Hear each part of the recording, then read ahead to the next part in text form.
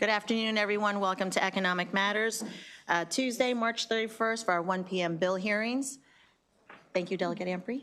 We have about half a dozen bills on the docket this afternoon. We will begin by having our illustrious Senate President before us presenting Senate Bill 770. Thank you, Mr. Senate President.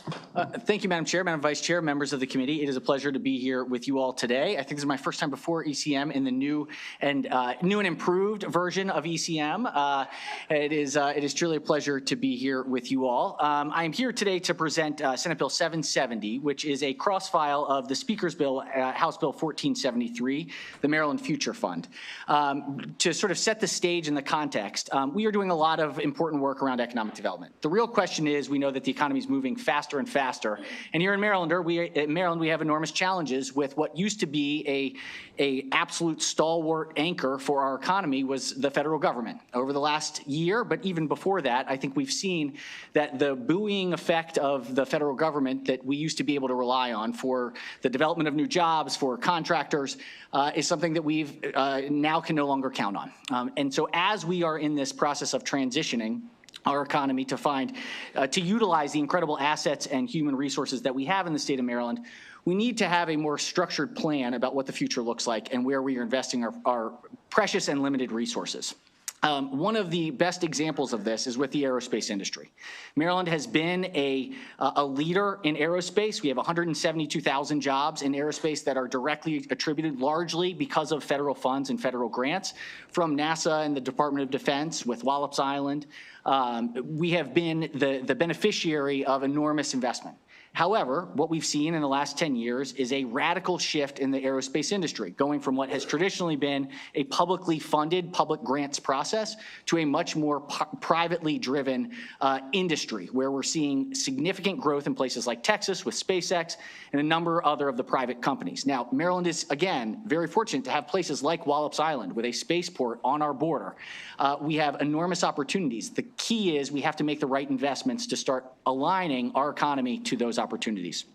So the bill before you does just that. It tries to set forth a Maryland Future Board within the Department of Commerce that allows for specific, targeted, purposeful investments in the industries that matter most. And I will note that there's an amendment on this bill, which we didn't quite have finished by the time of drafting, and so we didn't have it over in time before the Speaker's bill moved out over here. But earlier, when we were talking about our structural shortfall in the years ahead, one of the questions that I asked was, all right, let's have a list of all of our industries in Maryland, knowing that in the next 5 years, which industry has to grow by what amount in order to achieve the revenues that would be necessary to balance our budget.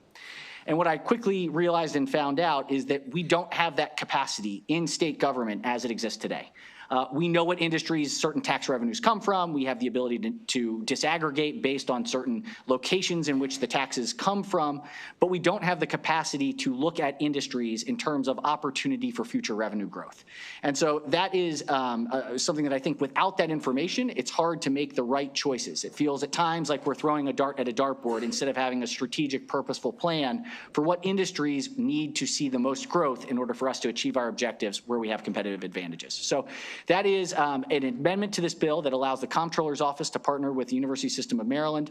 That has, there are multiple universities, Salisbury University at College Park, Towson with Resi, and some of these databases that allow for much more contextualized economic analysis. And so this provides the Comptroller the authority to engage in that report and engage in that study so that it will inform the work of the Future Board moving forward. With that, thank you for your time and attention and your work post-crossover, and appreciate your consideration of the bill. Thank you, Mr. President. Okay, Delegate Chi. Thank you, Madam Speaker, and great to see you, Mr. President.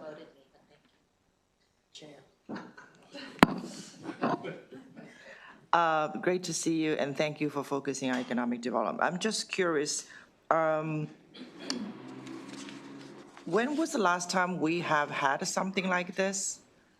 I mean, we have many different players advancing Maryland's economy, whether it's medical, commerce department, and what have you, or TEDCO, right?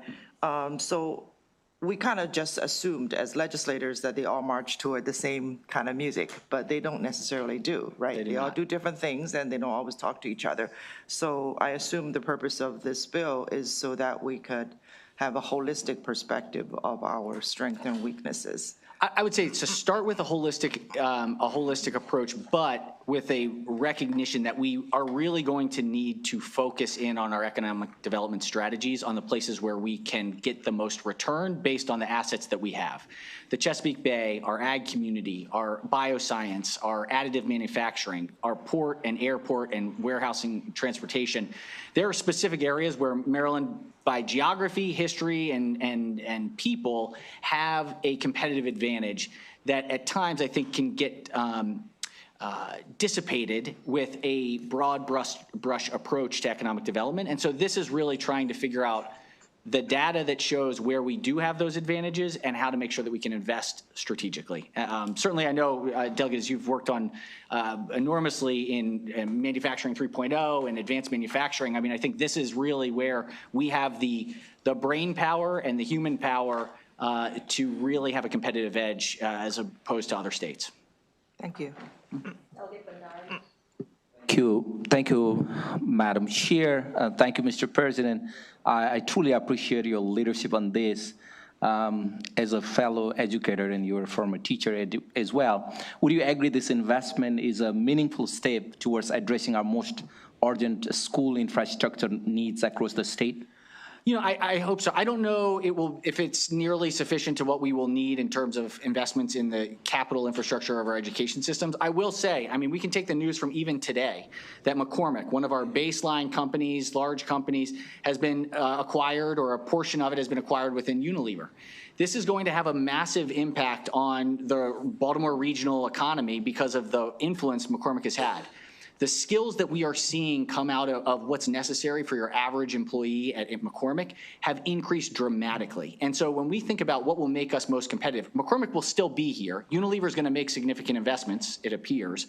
But we know that the lab space, the apprenticeships that are associated with lab space for food science and food and chemical research is going to be more important. That is one small example of where our schools need to have the infrastructure and capacity to be able to train our young people to be competitive for those jobs where we have those assets in place already. And so this is a small piece towards that, I think, but we need to have a clearer vision about where are we placing our bets so that we can get the return that we need in order to be able to continue to have a thriving society. Thank you. Thank you. I don't see any further questions for you, Mr. President. Thank you for your testimony this afternoon. And no further witnesses. That concludes the bill hearing on Senate Bill 770. Thank you so much. Mr. Have a President. wonderful afternoon and have a great next 13 days. Thank you. You as well. Thank you all. Next is Senate Bill 94. Is anyone here to? Oh, got it.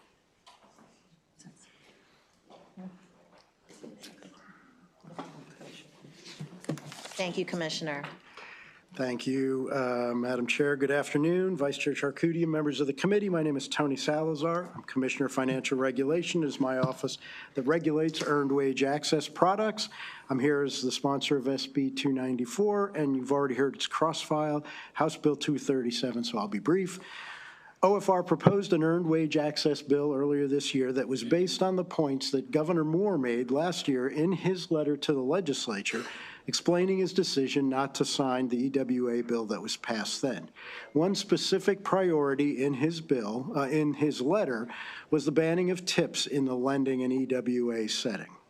The Senate Finance Committee has already passed the bill, though it revised that proposed legislation to specifically restate the provisions prohibiting discrimination and false advertising. What they did was they changed, instead of relying on a cross-reference to Subtitle 3, as the bill was drafted, they just made direct language in the bill. Maryland Labor and OFR are supportive of the amendments. They're just stylistic changes. The bill still protects consumers. It prohibits additional fees disguised as tips, and it prohibits false advertising, and it ensures non-discrimination based on the factors set forth in the Equal Credit Opportunity Act, such as race, age, sex, etc. Overall, the bill directly supports the governor's vision for a fair, robust, and competitive economy that benefits all Marylanders, and it will not have a fiscal impact. So with that, I request a favorable committee report, and I'm happy to answer any questions that the committee may have. I don't see any questions for you, Commissioner Salazar. Thank you very much for the testimony this afternoon. And seeing no further witnesses, that concludes the bill hearing on Senate Bill 94. Thank you, Chair Baldwin. We'll now move on to Senate Bill 387, the Dynamic Predatory Pricing Act. Miles? Great.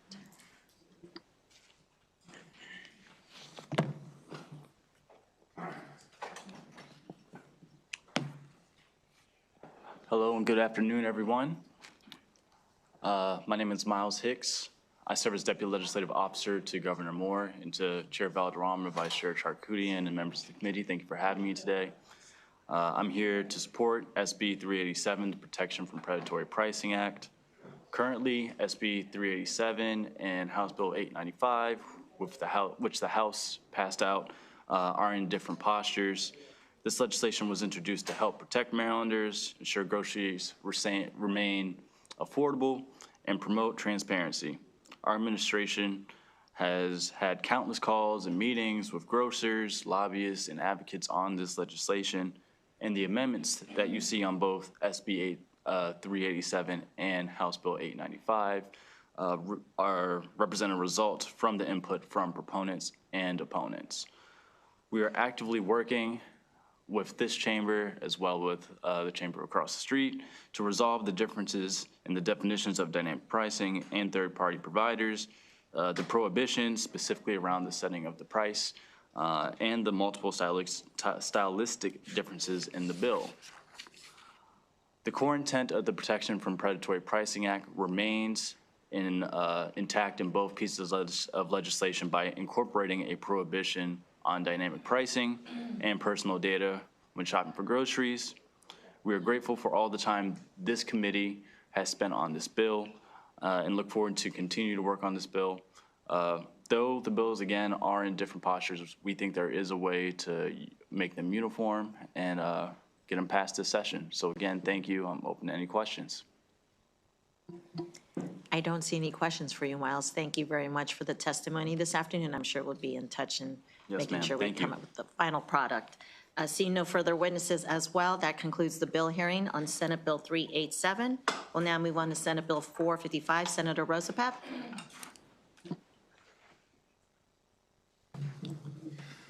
Thank you very much, and it's a thrill to be here the first time when you're chairing the committee, so Madam Chair. It's great to see you and great to see all the other members of the committee. This is a cross-file of a bill that you've heard and had some discussion about, which is basically to create the option of TIFs around income tax and sales tax tied to TIFs created by counties or the city of Baltimore for property taxes. The tax increment financing districts, they've been around for a long time.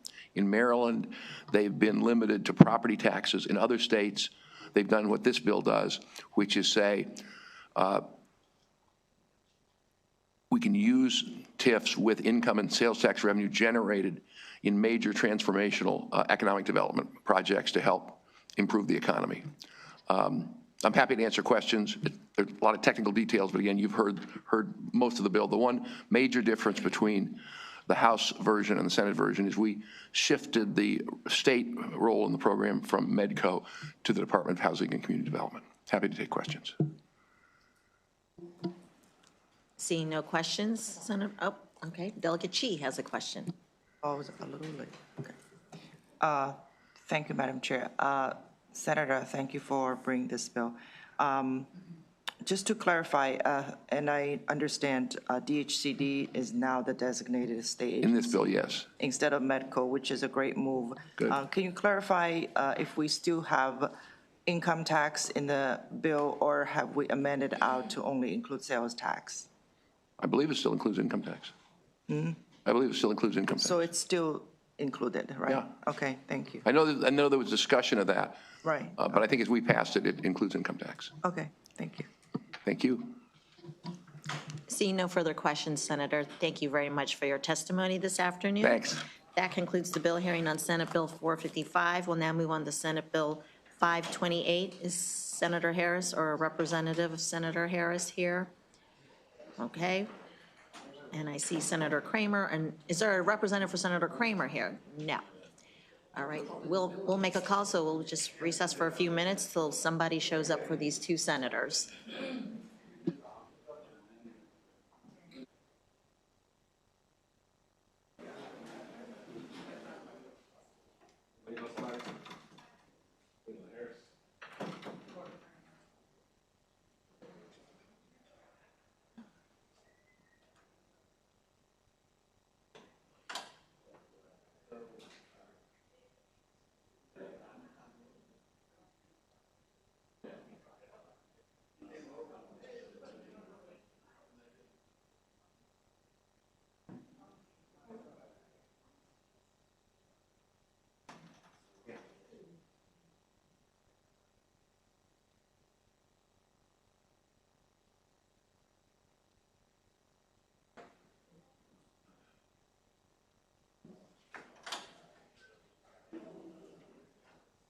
Okay, Senator Harris has arrived.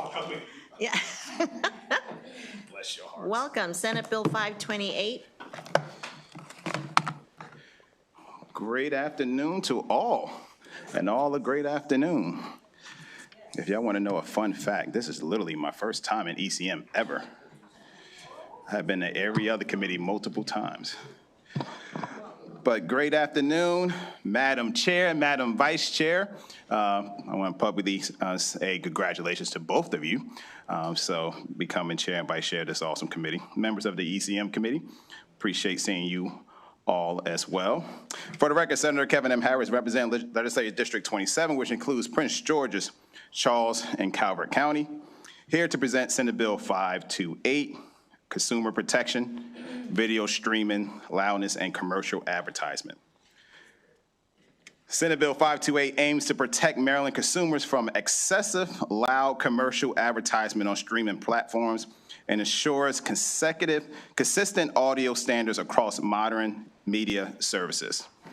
As more Maryland households transition from traditional cable television to ad-supported streaming services, consumers are increasingly subject to abrupt and disruptive increase in volume when commercial advertisement begins. While federal law protects viewers of broadcast, cable, and satellite television from excessive loud advertisements, those same protections do not currently extend to the streaming platforms. This regulatory gap leaves Maryland consumers without consistent safeguards. In 2010, Congress enacted the Commercial Advertisement Loudness Mitigation Act, the COMM Act, requiring traditional television providers to ensure that commercials do not exceed the average volume of the programming they occupy. The FCC enforced these standards. However, streaming services remain outside the scope of the act. Senate Bill 528 will extend comparable protections to Maryland residents by requiring streaming platforms operating in the state to ensure that commercials advertisement maintain audio levels consistent with the program. By aligning streaming standards with those already applied to broadcast television, this bill modernizes Maryland consumer protection framework and closes a growing regulatory gap. California recognized this regulatory gap and passed Senate Bill 576 in 2025, requiring streaming platforms to comply with the same audio standards that apply to traditional television. The measure received unanimous support in the California General Assembly. Senate Bill 528 is a reasonable and common sense measure to ensure that Maryland residents can enjoy streaming content without being subject to disruptive or excessive loud advertisement. For those reasons, I respectfully request a favorable report on Senate Bill 528. Delegate Queen. Thank you, Madam Chair. Thank you. Good to see you. Glad you're here. Just noticed you had an amendment that was put on in the Senate. What was the purpose of that, for languaging? Or? Yeah, it was just for language. Yeah, they were just justifying the particular language in the bill, making it consistent with what they have as far as from the FCC point of view. The bill is to ensure, we didn't want to create our own Maryland standard, right? So the standard will be consistent with the standard that was set by Congress. Okay, so this is coming out of COMM versus California's bill, or California had COMM's language in it? They had the COMM's language in it. Okay, thanks. Chair, thank you, Senator, for bringing this very common sense consumer protections bill. Senator, can you also explain how this bill aligns with existing federal standard on advertisement loudness to provide consistency for providers and clarity for consumers? Absolutely. So this bill, obviously, it mirrors the federal side of the bill. However, this will be a state standard. So obviously, the folks from Maryland won't be complaining to the FCC. They will be complaining to the Attorney General on this particular piece, and the Attorney General will, in their office, will act accordingly based off the new Maryland standards. Thank you. Seeing no further questions, thank you very much, Senator Harris, for your testimony this afternoon. That concludes the bill hearing on Senate Bill 528. Thank you all. We have one last bill. Senator Kramer has not arrived yet, so when he arrives, just hold tight.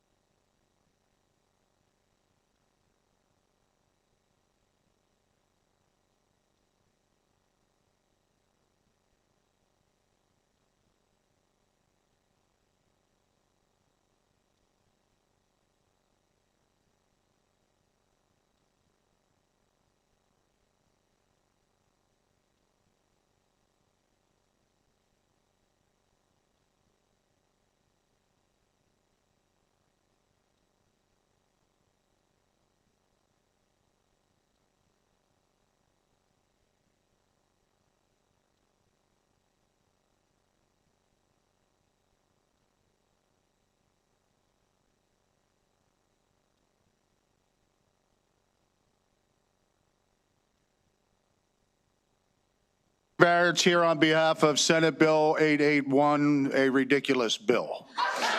I'm here to represent Senator Kramer. Oh, I'm sorry. Oh, my mistake.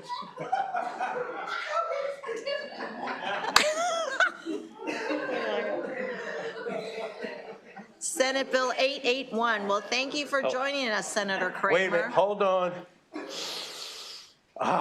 Economic matters. Oh, yeah.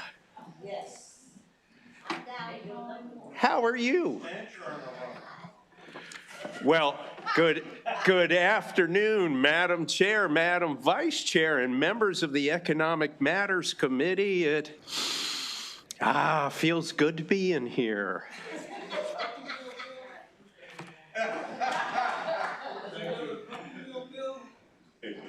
Yeah, there it is.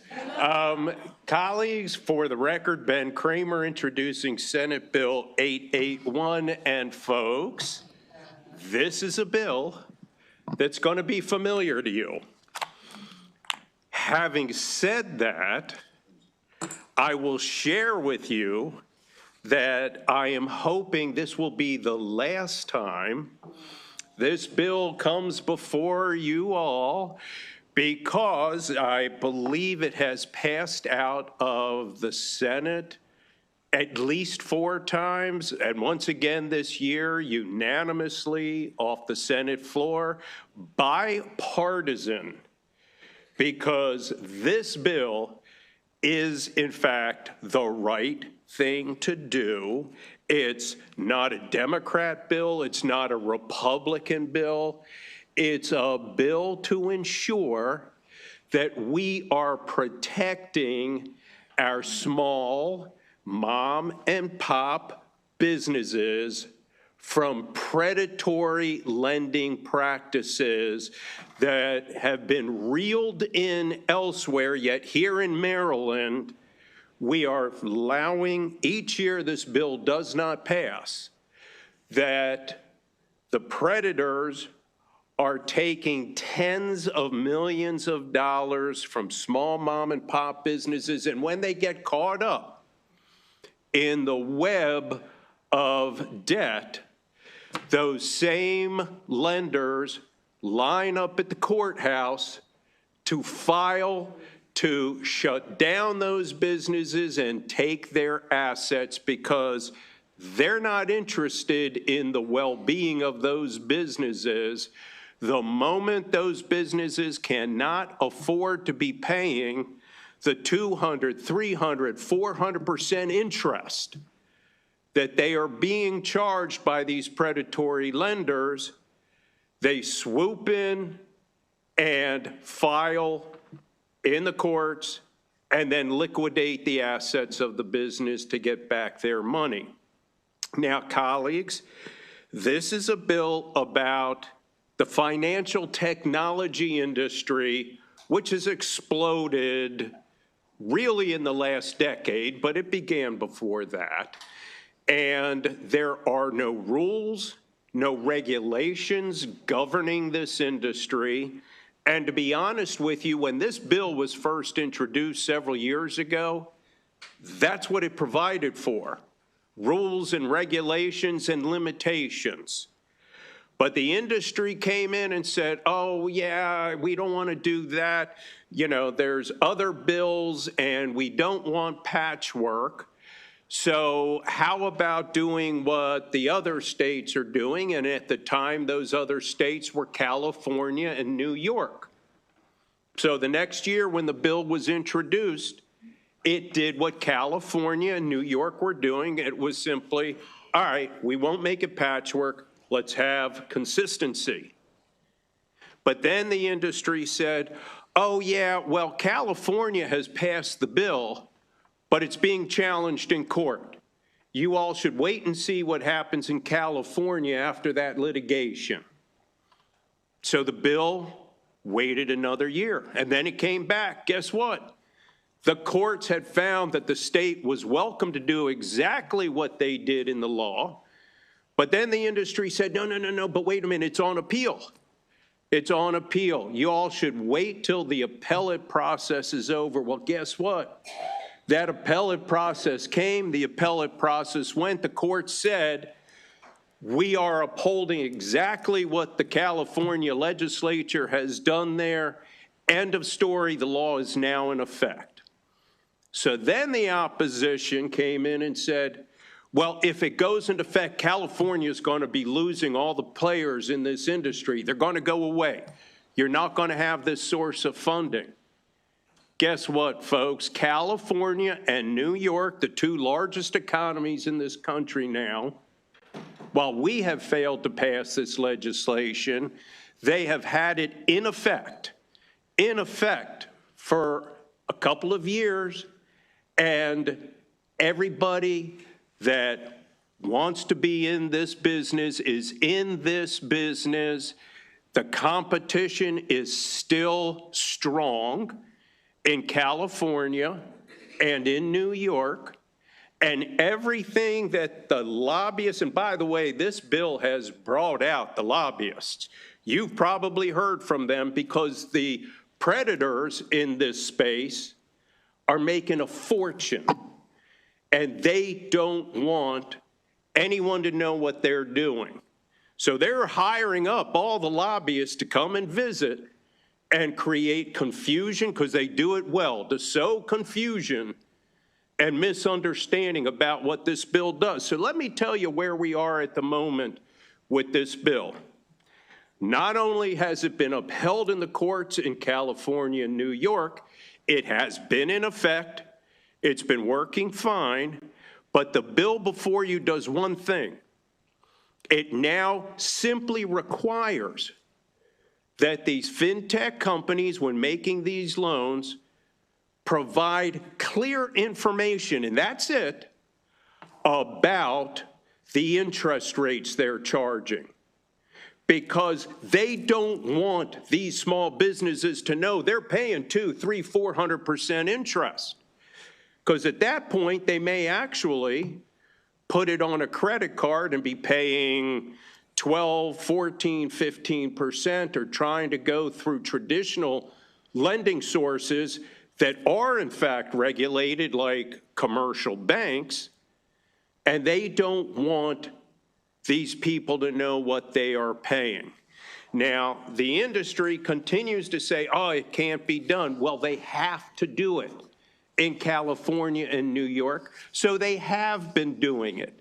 They simply calculate the rate of interest based on an APR, something that everybody's familiar with, an APR. Now, one of the big players in the industry, and I called them out, it's been at least 2 years ago now, came in and in opposition to the bill and said it can't be done. You can't calculate the APR, and I'm guessing they probably said that to you, the lobbyists who have been hired by them. Well, colleagues, right here, one of the big players in the industry that doesn't want this bill to pass, who has said it can't be done, is out there marketing to the rest of their industry the software to do just what they say can't be done. And it reads as follows, and this is from a company called Rapid Finance. I found this ad in Business Wire, a Berkshire Hathaway company, where they were marketing to their industry colleagues the following.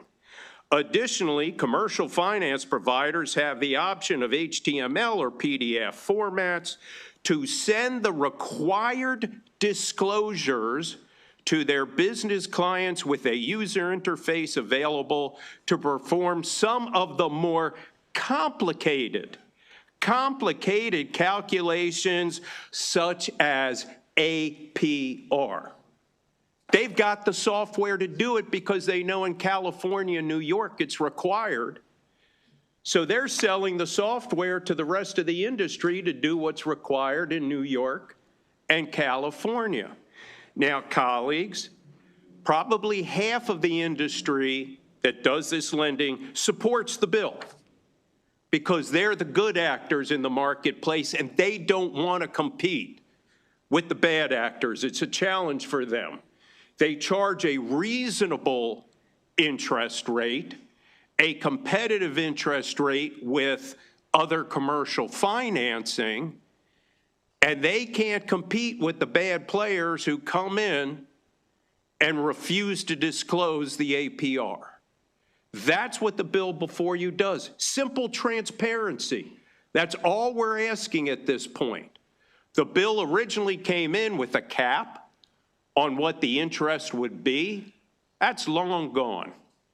This bill is simply about transparency. Stop ripping off our small mom and pop businesses, just as we did with payday loans years ago. We got rid of payday loans.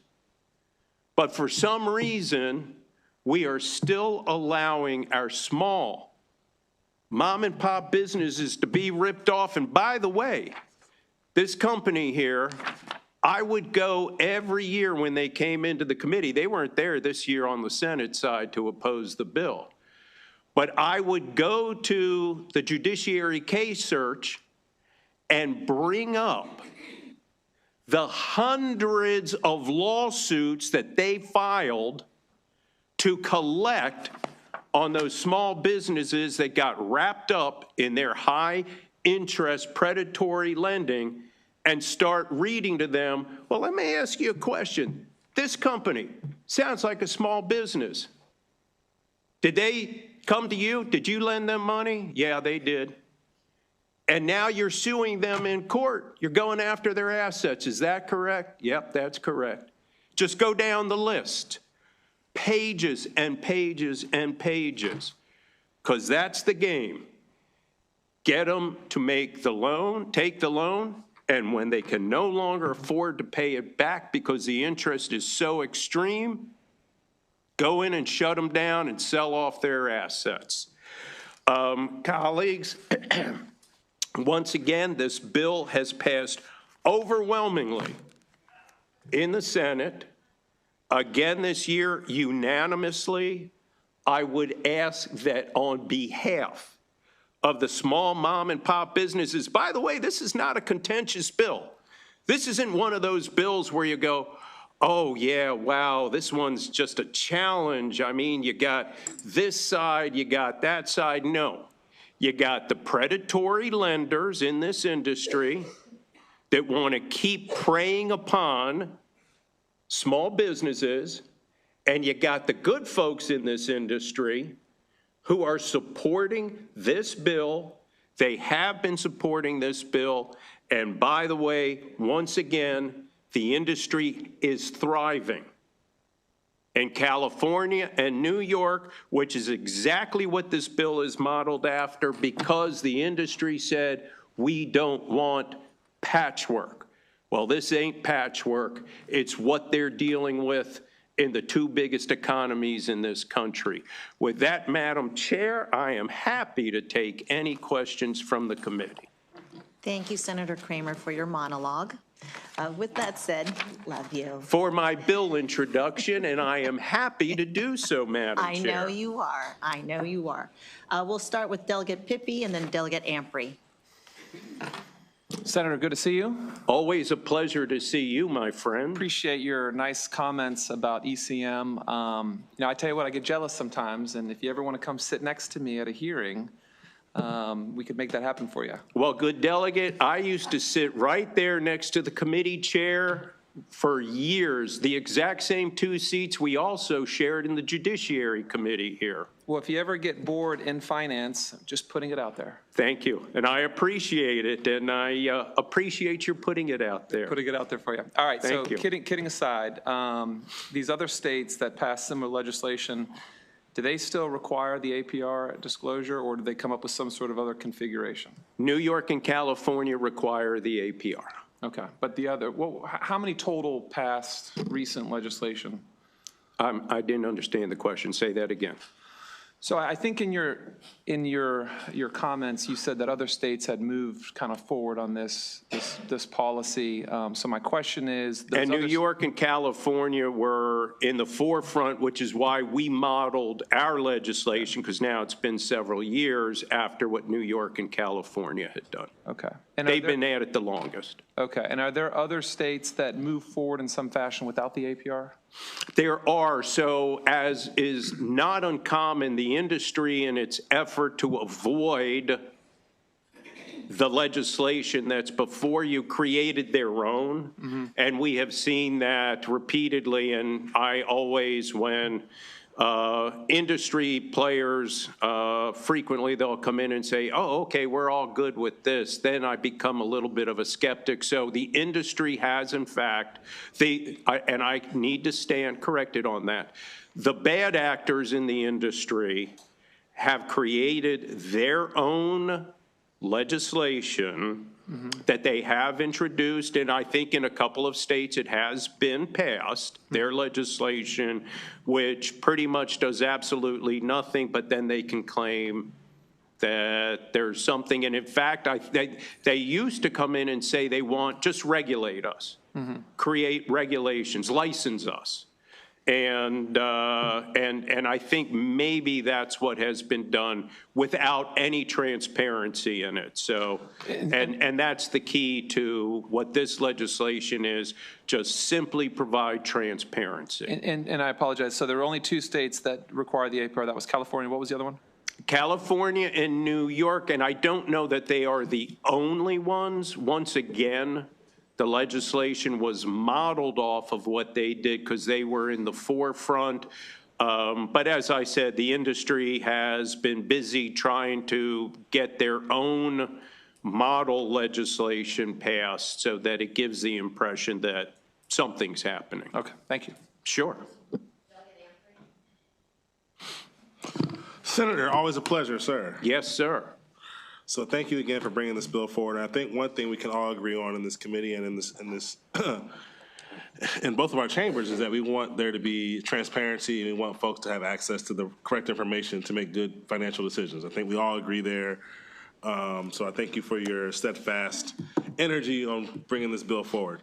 So I'm going to speak. I know you mentioned all the lobbyists and the companies, but I will speak from experience in that, you know, as a transactional attorney, I've helped clients who've used these kind of tools either before they came to us or while they're with us, and you know we had to do some things around their financing, et cetera. But I'm familiar with the sales-based financing, and it is a really unique form of financing.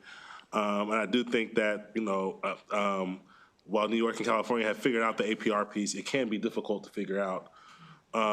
So I guess Delegate Pippy kind of got to some of the areas where I want to get with my questioning. I know New York and California do it, and I know a lot of times in this body we like to say New York and California did it, and we should do it, or how we should do it. But a lot of times I'm like, Maryland's a little different than those regions. So I want to get an idea of regionally, because the thing we have to always remember in Maryland is Maryland's not this, it's not as much of an island as New York and California are. If you are doing business in New York or California, you're kind of there. If you leave there, you're making a big jump. If you leave Maryland, it could be a 20-minute drive, right? It could be a 10-minute drive. So I want to get a better understanding of what do you know about regionally, Delaware, Pennsylvania, Virginia, DC, what do they have? Because what I always want to make sure that Maryland's doing is that we are not isolating ourselves from being competitive in a region. It's hard for us to compare to states that are kind of their own thing. We're in a regional market. So I want to understand, do you have any understanding on what are the other states in our regions doing? Because what I don't want to have happen, and I'm not trying to say this would happen or could happen, but there's a world where people start making moves and decisions on where they can get certain types of financing, and I don't want Maryland to be an outlier in the region. So if you can answer that, do you know what other states in the region are doing with this legislation? I cannot tell you what other states are doing regionally, and once again, I agree with your sentiment that we don't do it just because California and New York are, and I hope this point is not being lost on you all. When the industry first said, don't make it patchwork, I said that's a good point. California and New York, the two largest economies where these same companies do business, same ones they're doing it in New York and California are doing it right here in Maryland.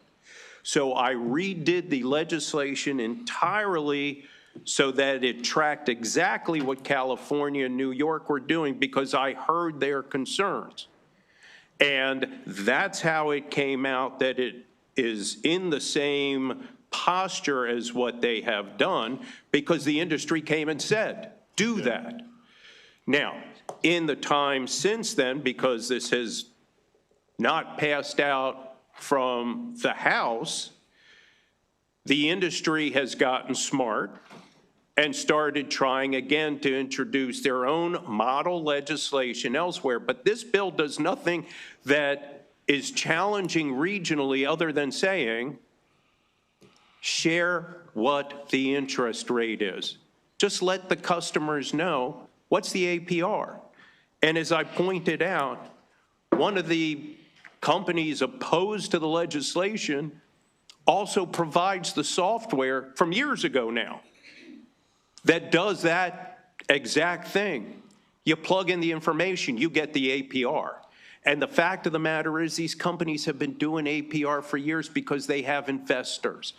And the investors don't go into this kind of industry and say, I'm putting a few $1 million into it without knowing what the return on that investment is going to bring them.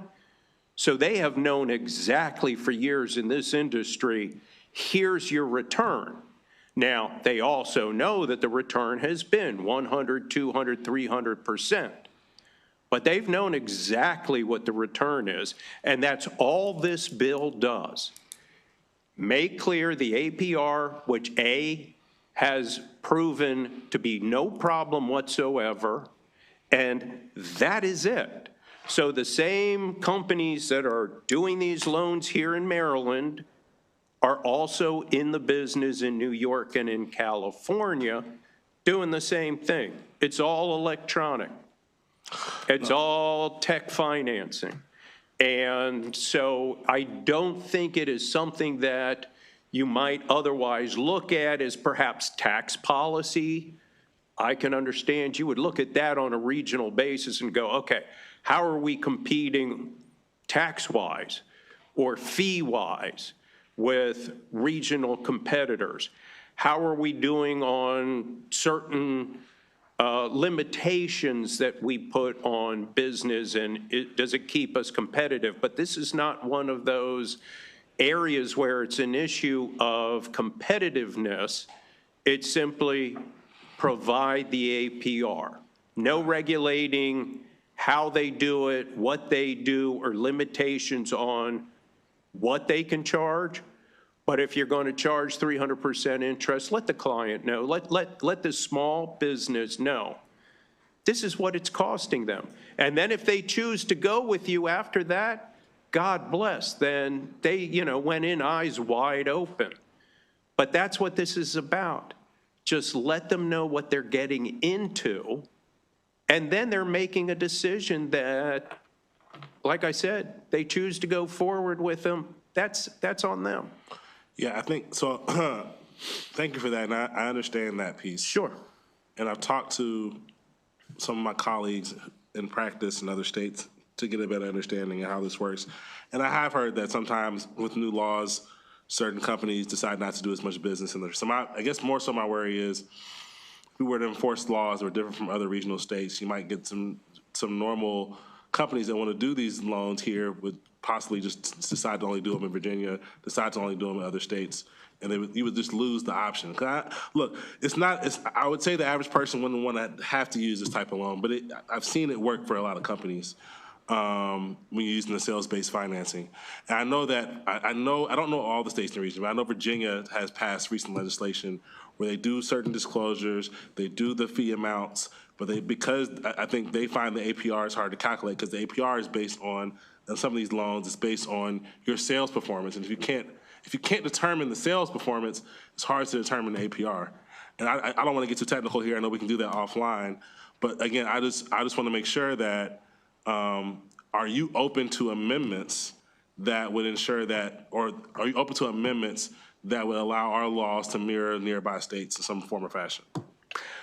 I think this legislation should continue to be modeled exactly as it is to a model that has proven to be overwhelmingly successful and proved the naysayers wrong. So anybody who comes to you and says, hey, it's a challenge to do the APR, it's now been in place and in operation in California and New York, where what's California, the fourth largest economy on the planet? And it's working fine. It's working fine in New York. Then the same folks who said it couldn't be done came in and said, well, but people are going to leave. You're not going to be able to get these loans. Well, the industry did a study. They haven't lost anything in California and New York because of the model legislation they have. That proved to be a fallacy.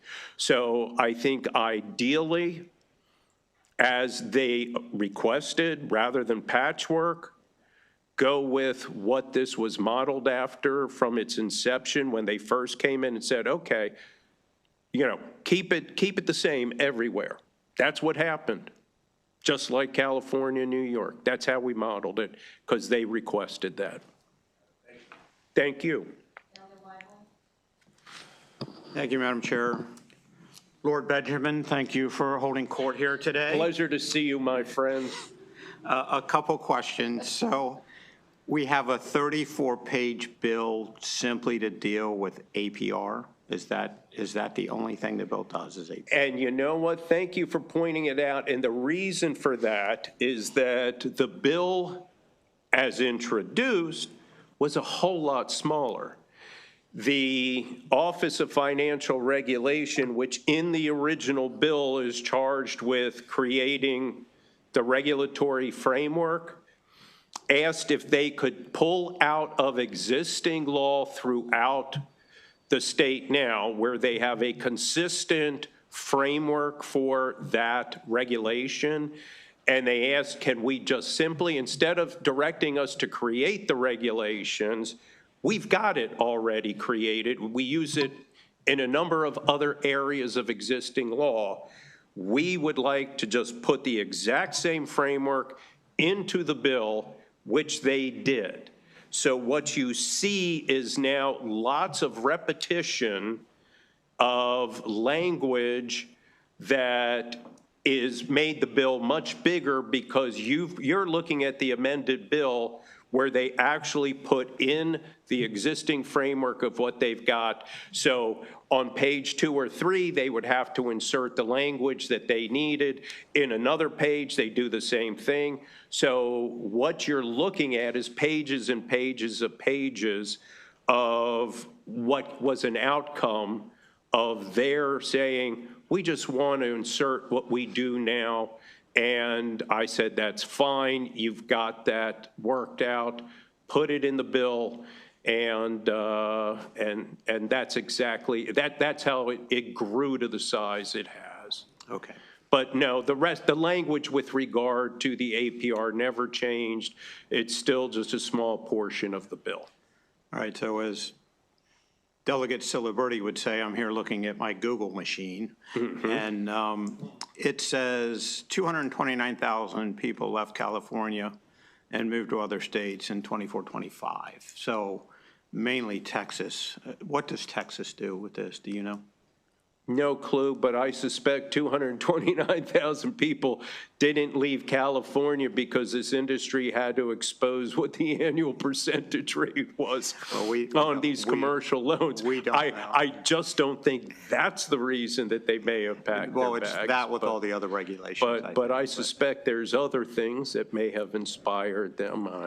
I don't know, maybe the wildfires and the floods out in California may have had something to do with it. You brought them up as a benchmark, so I just thought I would ask. I do have a couple more questions. I do have a constituent who's concerned that they're pulled into this bill. They're a manufacturer and they have several subsidiaries, and I think they're caught up in this language because they're not exempt from that. Are you receptive to amendment that would potentially clarify that? I may be familiar with that manufacturer, and I would say that there were 2 or 3 of them that appeared very recently saying that they had concerns. I did outreach to folks in both California and New York to ask if, in fact, the same industry players there had been exempted, and the answer was no, they were not. And I asked, are they still competing in the marketplace? And I was told, yes, they are. And once again, just providing an APR, and that's all this does. And colleagues, I hope you remember that. It's just about providing the APR, nothing more. There's no other regulating, limiting, stopping from doing anything, and it's just provide an APR. And that does not stop anybody from doing business of any kind at all. Just provide the APR. Don't let them fool you into thinking it's something else, folks. And by the way, I just want to thank Delegate Howard for all the work he does. As a small business owner and operator, I think he very much appreciates the value of this legislation. But I'm sorry, Delegate, were you still looking to? I know it's just about APR, but it's also about fines, so. About who? Fines. It imposes Oh, 5,000 fines. and a 3-year imprisonment max. Is that per financing transaction? If there or is, that in total? at this point, I don't recall, if there is a criminal sanction, I would not have a problem with that being taken out of the bill. I don't think anybody, I mean, unless it was willful or intentional. I mean, I think in order to get them, because this is a multi-million dollar industry, they're going to gamble and play games and just consider a fine a cost of doing business if they get caught. But that if per there's significant transaction, though, or- fines, I think that would be sufficient. Is that per transaction? Is that what the language is suggesting? Or is I that- think if it's per transaction, that's appropriate, because that, I think, would be a wake-up call to those who would otherwise look at it and go, oh, you know what, if it costs us 1,000 here, 2,000 there, that's the cost of doing business to make millions. All right, thank you. No, thank you, I appreciate it. Oh, well, well. Delegate Howard wasn't here for the entire bill hearing, but he's here for this bill. Welcome, Delegate Howard. Thank you, Madam Chair. I'm sorry I was attending a bill hearing in the Senate. Thank you, Senator Kramer. Good to see you. Good to see you, my friend. Just to be clear, this bill has been enacted in other states, and this industry survives and probably thrives in those states. That is absolutely correct. So there's been no fleeing to foreign shores or any languishing around and wailing and gnashing of teeth, other than when we introduce one of these bills in a state. There's this big uproar and gnashing of teeth, and then the bill goes into effect, and then they just continue to operate and do business. 100% correct. That is an accurate statement, and that is exactly what it has proven to be the case. And once again, the industry, because the predators in this industry are making so much money, they are hiring lots of lobbyists to come to you all and convince you of what is fiction, not fact. And again, colleagues, just for the last time, has passed unanimously out of the Senate. Democrats, Republicans, arm in arm, looking to do nothing other than protect our small mom and pop businesses instead of allowing them to be continuously preyed upon. And thank you for that, Delegate Howard. And thank you for your leadership as a small business owner and operator. Your perspective on this, I think, is incredibly important. So thank you for that.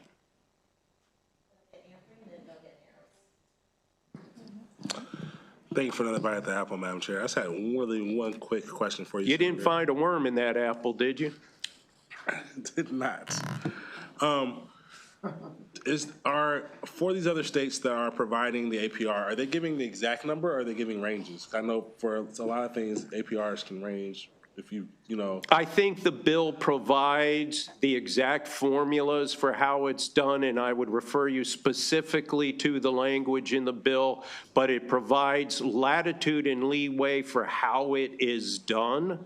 And again, it's the exact same latitude and leeway that has been provided in New York and California so successfully.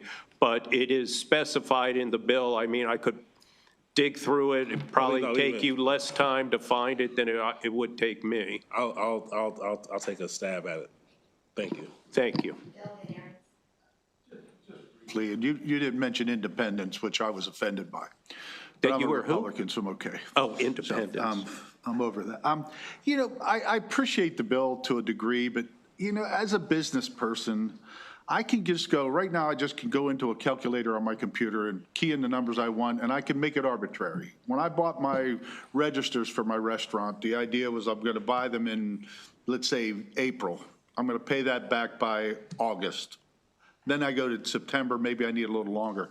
There's advantages to this, and I don't understand. Every time I wanted to figure out if I was worried about the APR, but I was really looking at what that number was at 5 months, 6 months, or whatever. And I appreciate it. It's just, it's a pretty simple lookup. And as a business person, I would think if APR was that important to you, you'd be looking at that and saying, geez, I can figure that out on my own. I really don't need the legislation that's taken 5 or 6 years through the Honorable Seth Howard and Ben Kramer. I understand what you're doing it, but I just don't really get why we have to have a bill to educate a business owner on how to determine APR.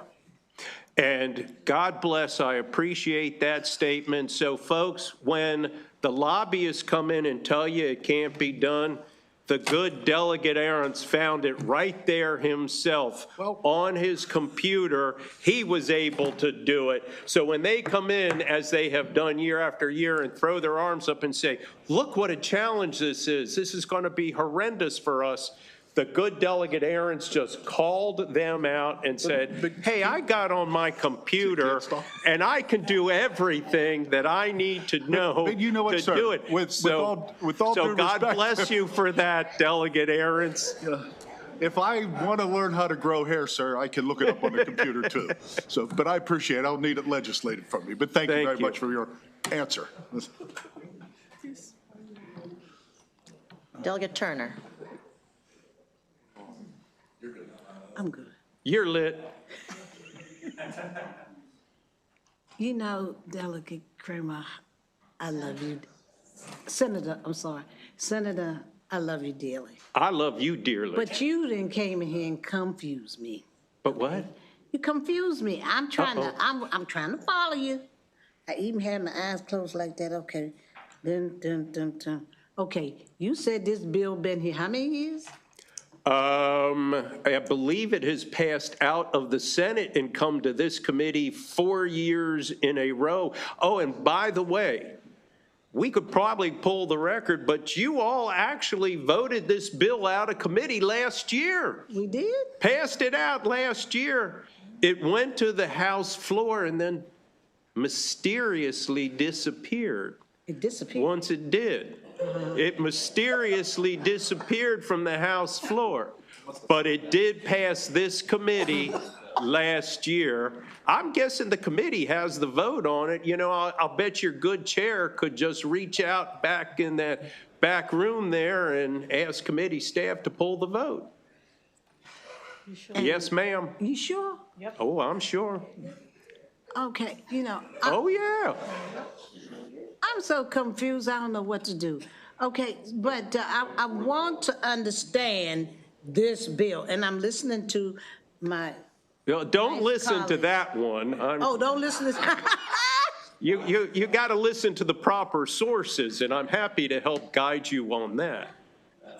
Okay. Delegate Howard would be happy to explain it to you. You will? Okay. Yep. All right, so I'm going to leave it alone. Yeah. Okay, and then have my delegate. Yeah, no, a couple of these folks will put you down an alleyway, but good Delegate Howard will keep you on Main Street.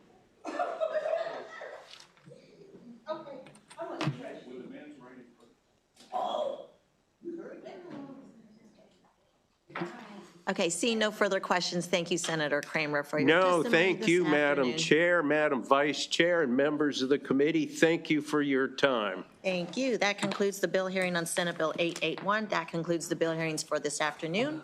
We are adjourned.